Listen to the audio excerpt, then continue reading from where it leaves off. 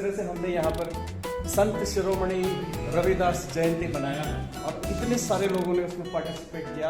और पहली बार डॉक्टर अंबेडकर की जयंती के बाद आज पहली बार हम रविदास जयंती भी यहाँ मनाने जा रहे हैं, मनाई गई है। और इसी तरह से जितने भी दलित समुदाय के, वंचित समुदाय के जो महापुरुष रहे हैं, उनकी जयंतियाँ डॉक्टर अंबेडकर जयंती समारोह समिति वेरीनाथ मनाती रहेगी और देखते रहेगा हमारे ब्लॉग को।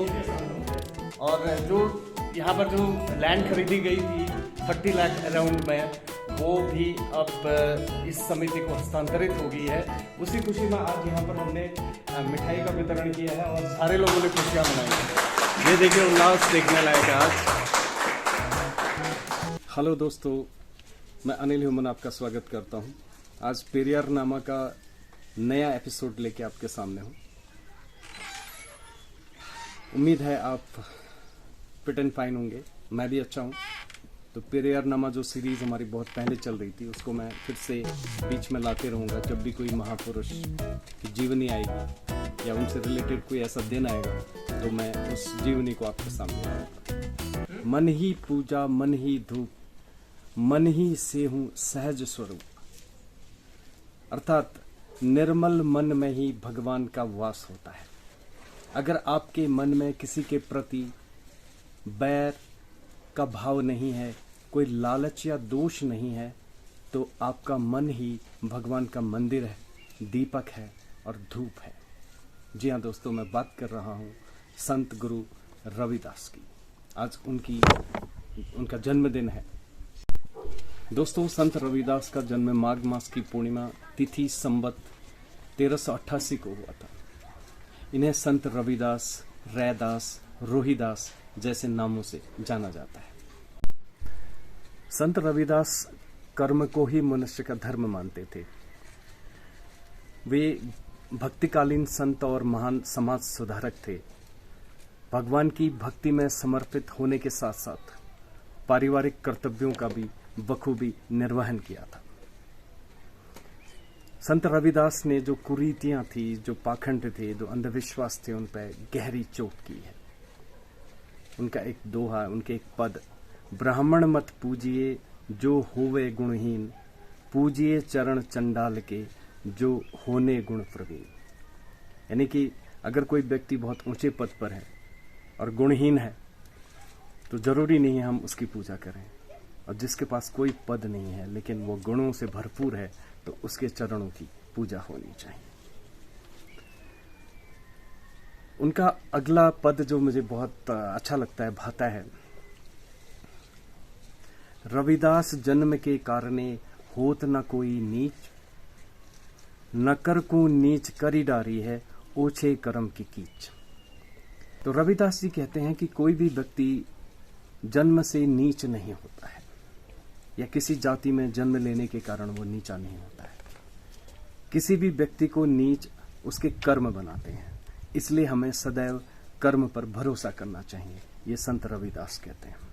दोस्तों, एक इतना बड़ा व्यक्तित्व और एक छोटे से वीडियो में नहीं आ सकता है, फिर भी मैं कोशिश करता हूँ। साभार मैं दलित दस्तक मैगजीन का आभार व्यक्त करना चाहूँगा कि मैं उनके एक लेख को आपके सामने उसी रूप में प्रस्तुत कर रहा हूँ जो संत रविदास पर लिखा गया है। हाथ में माला नहीं भाला था, इस शीर्षक से है। शील बोधि इसके लेखक। रैदास की जीवनियों में जो ज्यादा स्थान देखने को मिलता है वो रैदास को जाति व्यवस्था का विरोधी घोषित करता है, लेकिन प्रभु भक्ति के रूप में रविदास को ईश्वर से जोड़ देता है। जब हम संत रविदास के इस पद को पढ़ते हैं कि ऐसा चाहूं राज में, तो इस बात का निश्चय हो जाता है कि राज कैसा हो, इस बात की कल्पना संत रैदास के पास थी। लेकिन यह तथ्य रविदास की जीवनी में नदारत है। ऐसा नहीं है कि वे जैसा राज चाहते थे वह किसी को बताना नहीं चाहते थे। अगर 600 साल बाद भी संत रविदास का स्वर गूंज रहा है कि ऐसा चाहूं राज में, तो उनकी अपने समय में राज और उनके काज की जो भी अवधारणा रही हो, वह अवधारणा लोगों के बीच प्रचारित और प्रसारित हुई होगी। रैदास की जीवनी में बेशक जाति उत्पीड़न का दर्द है, साथ ही जाति को जबरन लागू करने वाली जाति व्यवस्था की पोषक ब्राह्मण मान्यताओं का समर्थन भी दर्ज किया गया है। संत रविदास के पास पूरा पक्का सामाजिक आर्थिक दर्शन था, जिसमें राजा और प्रजा का जीवन स्तर एक करके दिखाया गया है। रोटी, कपड़ा और मकान से जुड़ी राजा और प्रजा की जरूरत एक है, क्योंकि एक इंसान के रूप में राजा की जरूरत एक गरीब व्यक्ति से ज्यादा नहीं है। लेकिन शासक लोगों के पास अनावश्यक रूप से काफी संसाधनों का संग्रह था, जबकि जनता का बड़ा हिस्सा मामूली जरूरतों की पूर्ति के लिए तरस रहा था। जिन संसाधनों के बल पर साधक और धनिक वर्ग भोग विलास करते हैं, उसे पैदा जनता का हिस्सा करता है जो गरीब था, और जिसे संसाधन विहीन कर दिया गया। एक वर्ग की गुंडागर्दी की व्यवस्था यानी वर्ण व्यवस्था को जब आदर्श मानकर जनता को लूट कर देश की धन संपदा देश के केवल महास्वार्थी वर्ग के पास इकट्ठा होती जा रही थी, इससे संसाधनों की गतिशीलता खत्म हो गई। इसका परिणाम यह निकला कि जिन लोगों के कारण वस्तु और सेवाओं का उत्पादन हो रहा था, वे ही वस्तु और सेवाओं के उपयोग से वंचित कर दिए गए। यह गरीबों की अवस्था थी, यानी रोटी को उस व्यक्ति से लेकर भंडार में रख दिया गया जिसने रोटी पैदा की। जिसने रोटी पैदा नहीं की थी, वह रोटी का मालिक हो गया। ऐसा राज रविदास को नहीं भाया। कांटे की तरह रविदास के हृदय में यह भ्रष्ट व्यवस्था चुभती रही, जिससे रविदास के जीवन में प्रसन्नता गायब हो गई। इन दो पंक्ति में इतिहास है। ऐसा चाहूं राज में जहां मिले सभी को अन्न, राजा प्रजा सब बसे रैदास रहे प्रसन्न। जन कल्याण की जो प्रमुखता रविदास के पदों में मिलती है, वो अन्यत्र दुर्लभ है। रविदास ने ईश्वर को नकारा और श्रम को स्वीकार किया। रविदास जिस बनारस में रहते थे, वहां गंगा नदी बहती थी। ब्राह्मणवादी लोग गंगा स्नान के लिए जा रहे थे और दूसरों को भी उकसा रहे थे कि जो भी गंगा स्नान करने जाए। संत रैदास को भी कहा गया कि वे गंगा स्नान पर जाएं, लेकिन रविदास ने जवाब दिया कि गंगा स्नान से किसी का भला नहीं होना है, भला तो श्रम सहयोग से होगा। इसलिए संत रविदास गंगा स्नान पर कभी नहीं गए, जो रविदास की भली बातों का समर्थन देता है।